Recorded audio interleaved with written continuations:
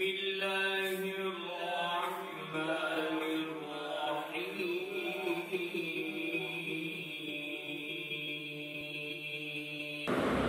محترم سامعین و ناظرین، آپ سن رہے ہیں تاریخ اسلام۔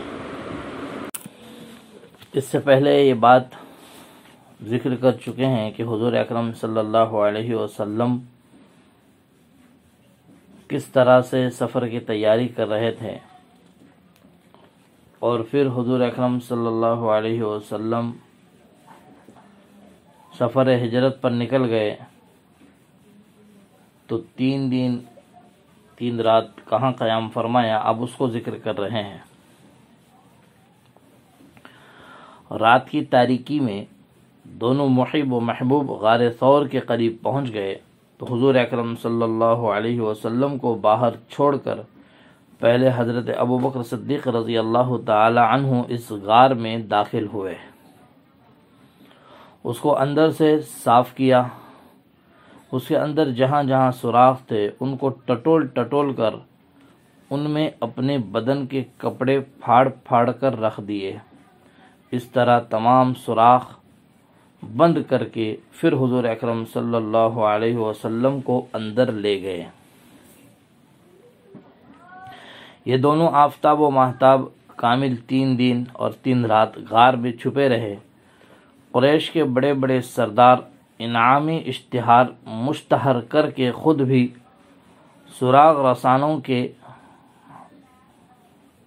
ہمراہ نقش قدم کا سراغ لیتے ہوئے غار ثور کے منہ تک پہنچ گئے۔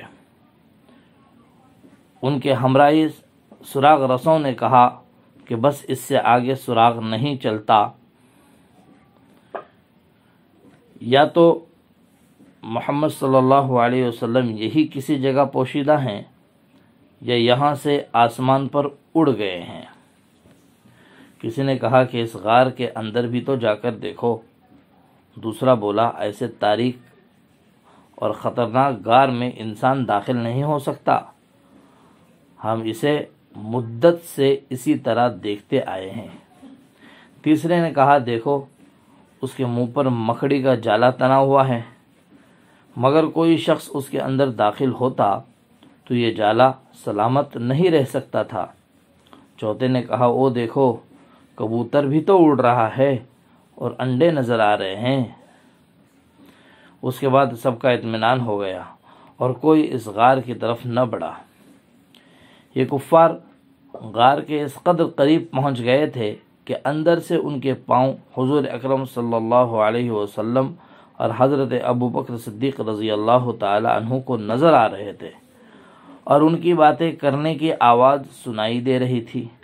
ایسی خطرناک حالت میں حضرت ابوبکر صدیق رضی اللہ تعالی عنہ نے کہا کہ حضور کفار تو یہاں پہنچ گئے۔ آپ نے فرمایا لا تحزن ان اللہ معنا، مطلق خوف نہ کر، اللہ تعالی ہمارے ساتھ ہیں۔ پھر فرمایا وما ظنک باثنین اللہ ثالثہما، تو نے ان دونوں کو کیا سمجھ رکھا ہے جن کے ساتھ تیسرا اللہ ہے۔ کفار اپنی تلاش و جستجو میں خائب و خاسر اور نامراد ہو کر واپس چلے گئے۔ رفتہ رفتہ 3 دن کے بعد تھک کر اور مایوس ہو کر بیٹھ رہے۔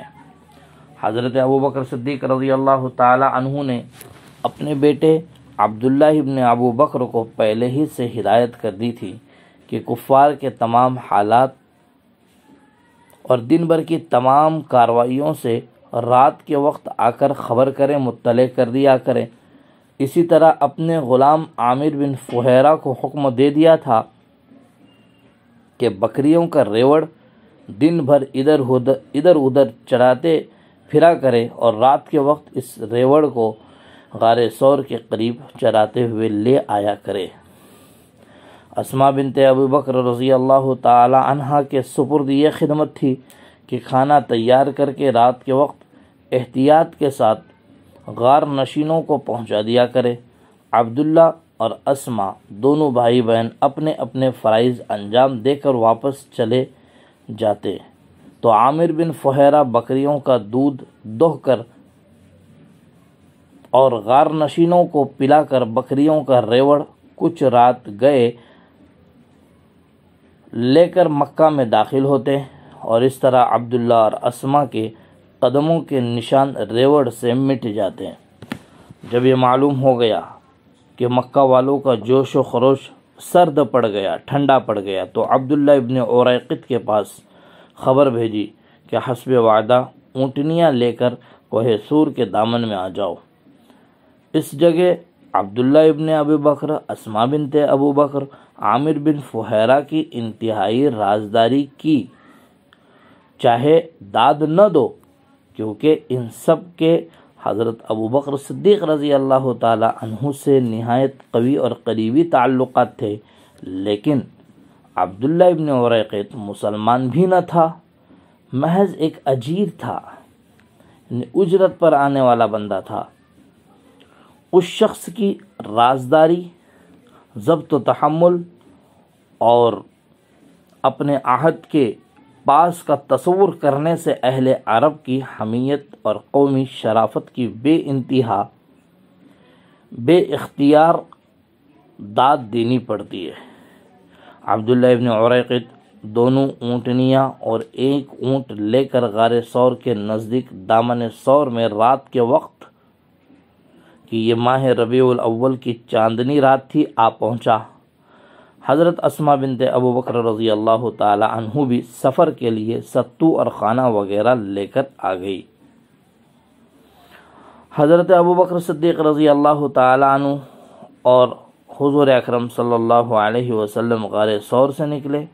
ایک اونٹنی پر حضور اکرم صلی اللہ علیہ وسلم سوار ہوئے، اس اونٹنی کا نام القصویٰ تھا۔ دوسری پر حضرت ابوبکر صدیق رضی اللہ تعالی عنہ اور ان کے خادم عامر بن فہیرہ دونوں سوار ہوئے۔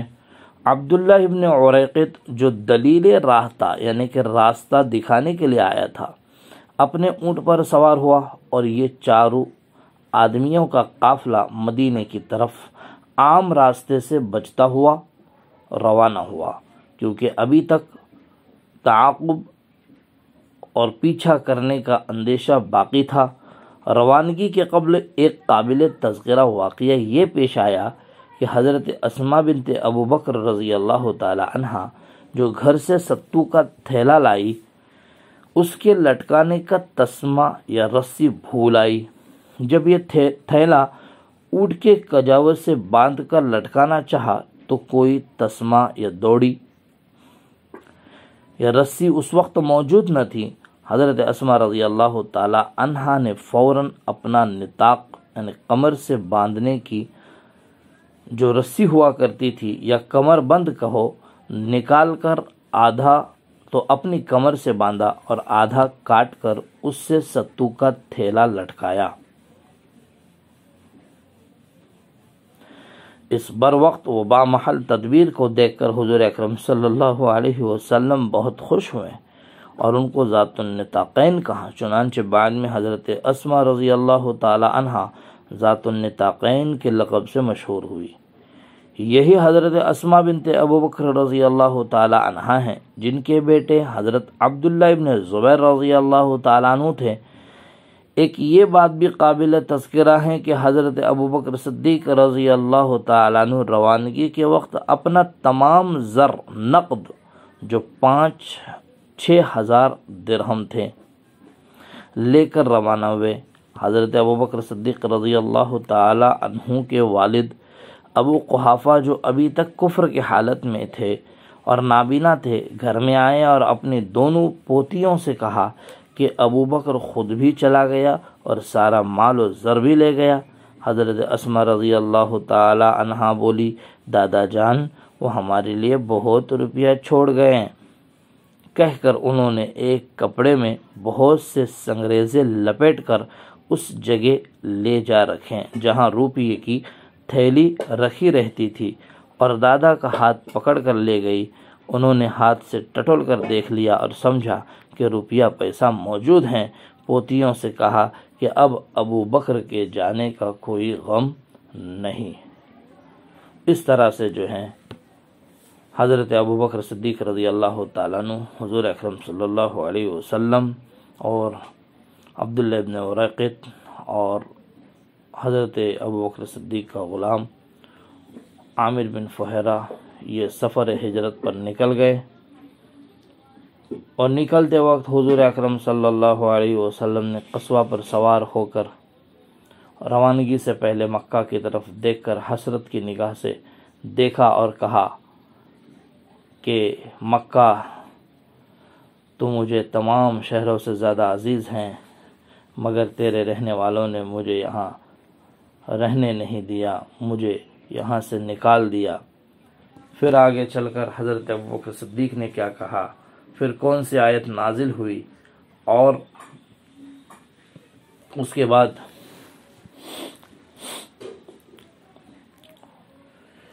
سراقہ بن مالک یہ کس طرح سے پیچھا کرتے ہوئے یہاں تک پہنچ گئے تھے، پھر کیا حالات پیش آئے، پھر انہوں نے بعد میں کب چل کر ایمان قبول کیا، اس کو انشاءاللہ آئندہ ذکر کریں گے۔ آپ سے گزارش ہے آپ سن کر اسے آگے شیئر کیجیے۔ جزاکم اللہ خیرا واحسن الجزا وآخر دعوانا ان الحمد للہ رب العالمین۔